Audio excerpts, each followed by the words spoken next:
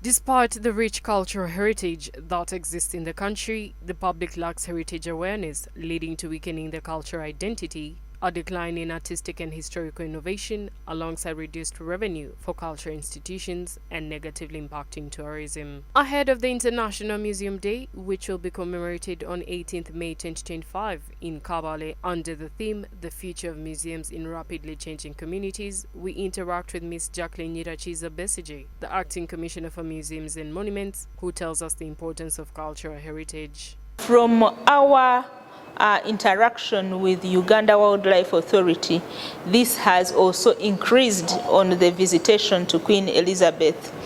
And so, of course, you find that you can put a monument, it attracts people, and that's when we are talking about the length of stay. And that's why, like now, government, through Ministry of Tourism, plan to put other facilities at Chikorongo.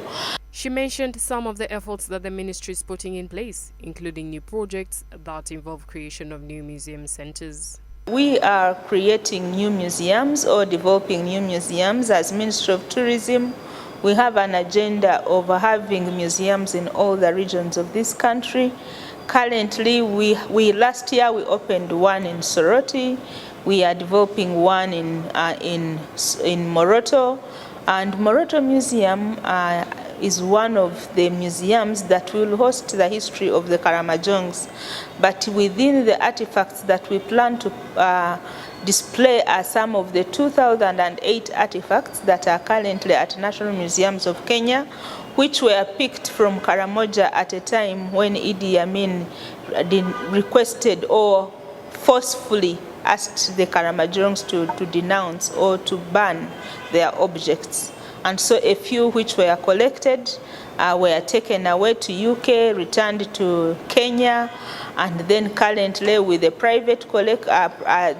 private owner. So government of Uganda, through the Ministry of Tourism, bought or gave a token to the family, and they accepted to surrender those objects.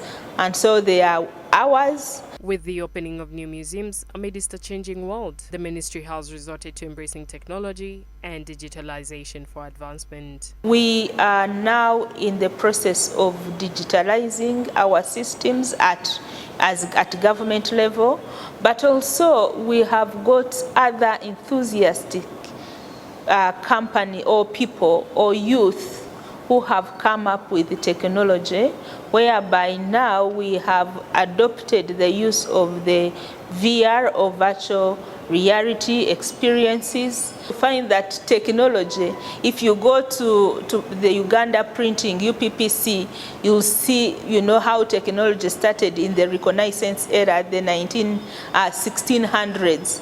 And so now, in a way, we are saying that we have advanced, and so we are going to be seeing some of our museums in 3D. However, the country still records a low turn-up despite sensitization efforts, and the Commissioner says that the ministry is working with different stakeholders to ensure that the museums and monuments are conserved while sensitizing the public on the importance of cultural heritage. Despite the sensitization, there is low turn-up, not because there is a problem, it's mindset. Culturally, we do not have that, we are, the tourism, it's something like domestically we do not have in our culture. But that's why now, as Ministry of Tourism, we have started those campaigns like Explore Uganda campaigns. We are doing these museums and monuments. It's a way of creating awareness. We have now, worked with the Ministry of Education to inform even our primary in their learning, for them to know about museums and heritage spaces. But also we have now put in a communication strategy that we have now developed, that is going to help us create awareness.